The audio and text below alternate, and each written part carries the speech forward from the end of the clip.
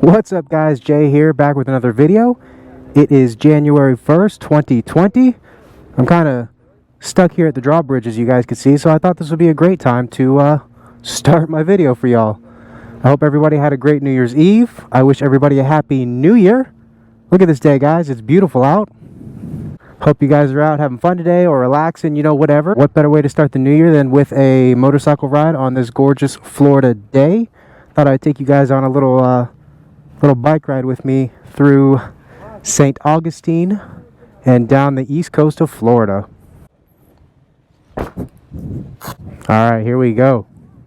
Bridge coming down. So yeah, I just kind of wanted to do a video for you guys today on something I was thinking about on my way home from work the other day. So my thought was, you know, whether or not the MT09 slash FZ09 would make a good commuter bike. But, you know, before I get into all that, I kind of want to address this, guys. You probably have already noticed, or you will notice, but I only have one mirror right now. That is not on purpose. I actually just ordered these mirrors from Amazon. There's some cheap Amazon mirrors. But long story short, one of them is already broken. I've already ordered replacements. I'll be sending these back, but you guys know the old saying, you get what you pay for, and, well, yeah. Alright guys, so when it comes to, you know, what makes a good commuter motorcycle, to me the first things that come to thought are 1, gas mileage, 2, comfort. You want something that's comfortable. 3, you want something that's not too expensive. 4, you want something that's got good power and that's pretty maneuverable. And 5, you want something that looks awesome. Well, I mean, that's more of a bonus than a requirement, but, you know, the cooler it looks, obviously, that's just a bonus. Look at that view, guys. This is the gorgeous east coast of Florida. All those characteristics that make a good commuter bike, obviously a lot of those are very subjective. They vary from person to person, as well as price. That's also a very subjective thing. So with all that being said, you know, does the MT09 fit these qualities?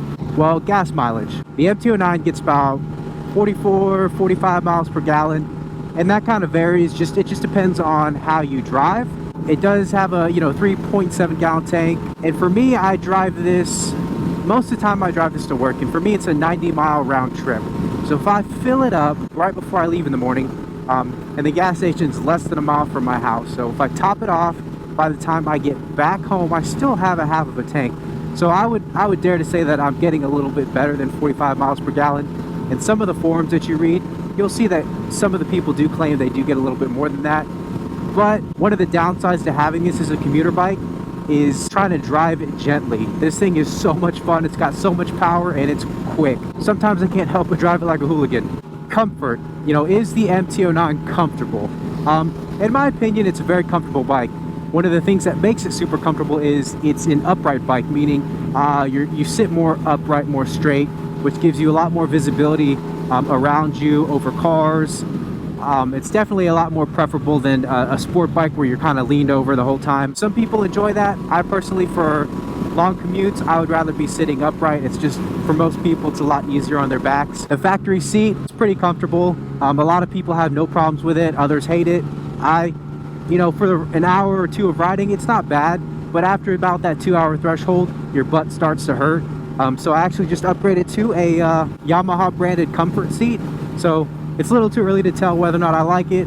It does have a break-in period, so, you know, I'll let you guys know in a couple weeks, you know, how it's doing. I think another must-have for commuting on the MT09, especially if you're going to be doing a lot of highway driving, which is what I tend to do, because, you know, like I said, I go about 90 miles round trip to work, and that's all highway. Is you got to get, you know, a windscreen. I honestly love the way this bike looks without it, but for commuting and functional reasons, functional purposes, I just leave it on there. I rode this thing on the interstate with no windscreen, and up to 70 miles an hour, it's pretty bearable, it's pretty doable. You know, after long periods of time, or once you start going over 70, the wind starts to become intense, your upper body gets fatigued really easily, and then it just becomes like a struggle to hold on for dear life after that. Price. The Yamaha MT09 MSRP is about $9,000 US. So after taxes and all those stupid things that dealers charge, you're probably looking at around 10 grand out the door, maybe a little bit more. That just all depends. And you guys could probably get a brand new MT09 for a lot cheaper than that, especially if you buy like a 2018 or 19 model. But hey, nobody says you have to buy new. You can always find a great deal on a used one. And if you can, I would definitely recommend buying a used one over a new one. Just make sure you get it checked out really well first. Ah, this guy is going so slow.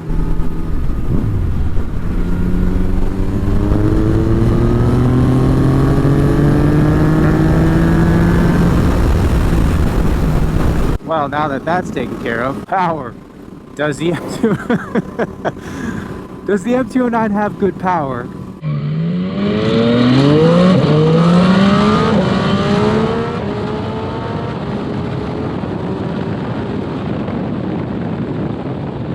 I would venture to say yes, and most people that have ridden one will tell you yes, it has a ton of power and it's got torque like nobody's business. For a commuter bike, I do think having something with good power is important, because you want something that's going to easily, you know, get you out of... What's up, dude?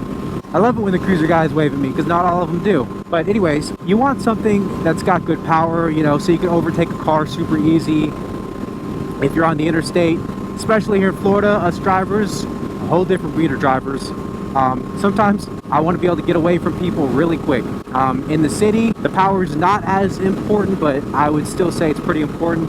I would say if you're going to do a lot of inner city commuting on a motorcycle, the MT09 is probably a little bit of overkill. You could probably get something a lot better, like a MT07, FZ09, an R3. And I say R3 because it's not like a true sport bike. It does have a lot better ergonomics than a sport bike. You're not necessarily hunched over as far on an R3 as you would be on something like a Gixxer 600 or an R6. Lastly, guys, looks. Like I said before, not as important, but come on now, it's a motorcycle. We all love to get on something that looks beautiful, sexy, and to me, and I'm sure a lot of you agree, that the MT09 is a gorgeous bike. And hey, if you don't think so, nothing wrong with that. Maybe take a look at something like the CB600R or the Kawasaki Z650.